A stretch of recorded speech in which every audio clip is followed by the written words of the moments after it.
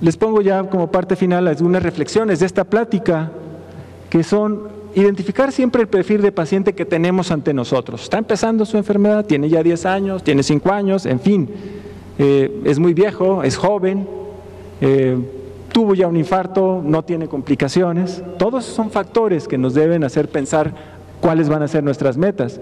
Ahora, mientras más pronto mejor. Si tenemos un paciente de diagnóstico temprano, buscar la mejor meta, buscar ser la más incisivos y obtener el legado favorable, obtener los mejores resultados, ¿no?, para su futuro. En pacientes de larga evolución, en descontrol, pero vulnerables a hipoglucemia, tener cuidado. La meta de hemoglobina glucosilada podría ser alrededor de 7.5%, nadie sabe todavía. Las metas de control siguen vigentes. Lo que cambiaron ahora son los pacientes, porque los pacientes no son todos iguales, no son todos ni de la misma edad, ni de la misma edad vascular, etcétera. Finalmente, el tratamiento intensivo temprano previene los eventos cardiovasculares en diabetes tipo 2, el tratamiento tardío no.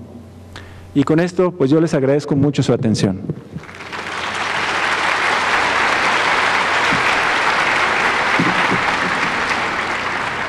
¿Hay espacio para preguntas o no?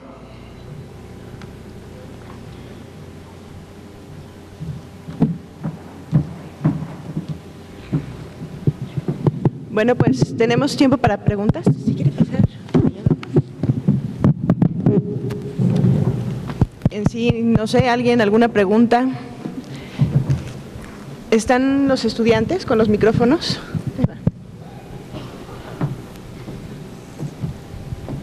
Buenos días, doctor. Mi intención al hacer las preguntas que usted presenta de acuerdo al estudio del Reino Unido… ¿Pueden levantar su manita? Gracias. No hay necesidad, pero bueno. Me parece que está fuera de todo marco que cualquier médico debe de perseguir para sus pacientes. Cuando usted habla de una hemoglobina de 6.5… Casi no le escucho. Cuando usted habla de una hemoglobina de 6.5, una hemoglobina glucosilada, representa entre 117 y 118 miligramos por decilitro de glucosa plasmática.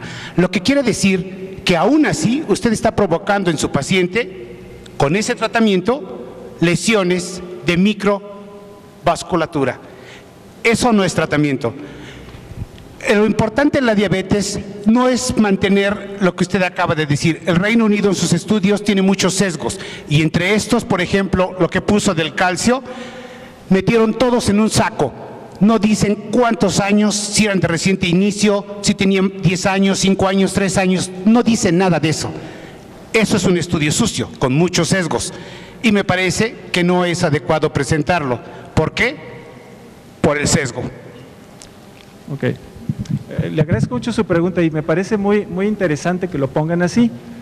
Estos trabajos, todos ellos, el ACORD, el BADT, el ADVANCE, son trabajos de un diseño muy bueno, con una hipótesis que no se cumplió.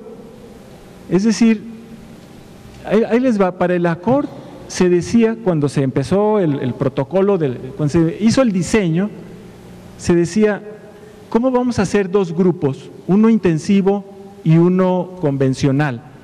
El grupo intensivo va a tener menos complicaciones cardiovasculares. ¿Cómo vamos a dejar el tratamiento convencional? No es ético dejar a ese grupo sin tratamiento intensivo.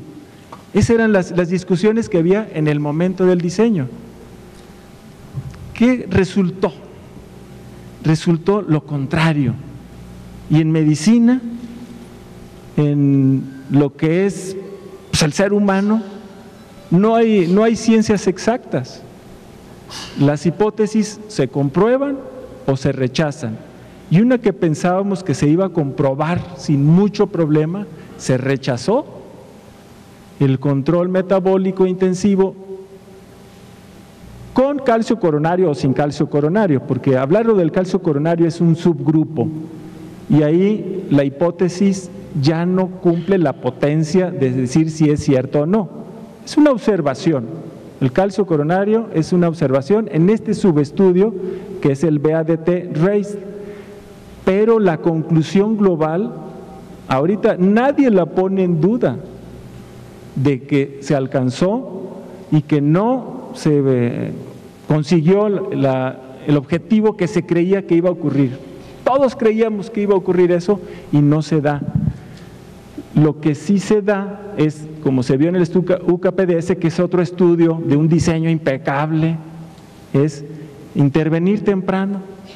Si interviene uno temprano y es uno muy acucioso junto con su paciente para conseguir las metas, va a conseguir mejores resultados en el futuro. Los datos ahí están y resisten hasta ahorita cualquier prueba, a menos que apareciera otro trabajo de esta magnitud que dijera lo contrario. No sé si hay alguna otra pregunta.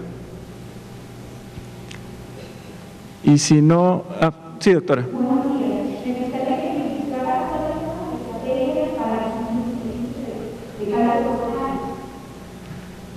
Estrategias para disminuir el calcio coronario.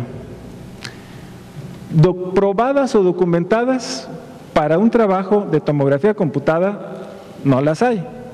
Lo que uno podría pensar es tener mejor nivel de lípidos, tener mejor nivel de presión arterial, tener el mejor control glucémico. Eso son las maneras de reducir el calcio coronario. En otras palabras, el daño vascular que produce la diabetes, el síndrome metabólico, y que si nos atenemos a todas estas metas, puede ser que tengamos menos calcio coronario.